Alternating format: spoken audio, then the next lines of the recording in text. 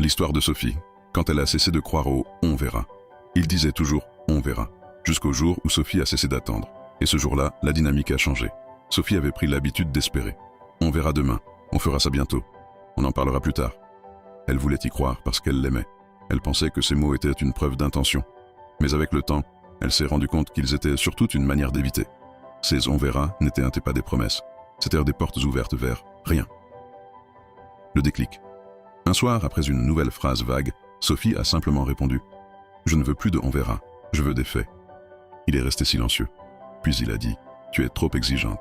Elle a rétorqué calmement « Non, je suis clair ». Et ce mot a tout changé, ce que révèlent les « on verra », une fuite. Il évite d'assumer, un confort. Il garde le contrôle sans rien donner, un piège. Vous attendez, il vit libre. Ce qui se passe quand une femme cesse de croire au « on verra ». Le confort s'écroule. Il comprend que ces mots ne suffisent plus. La peur surgit. Il réalise qu'elle ne se contente plus d'attendre.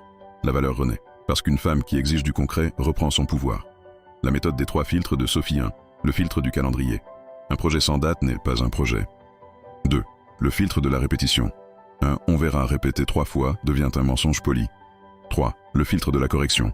Un homme sincère corrige sa manière de parler. Il passe du flou au concret.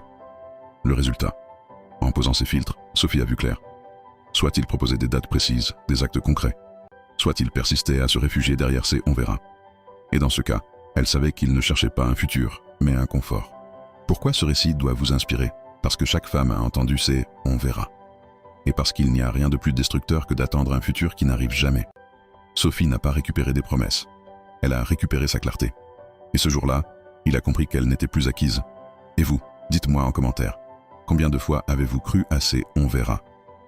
Et si vous voulez apprendre à poser vos filtres comme Sophie, contactez Bacha.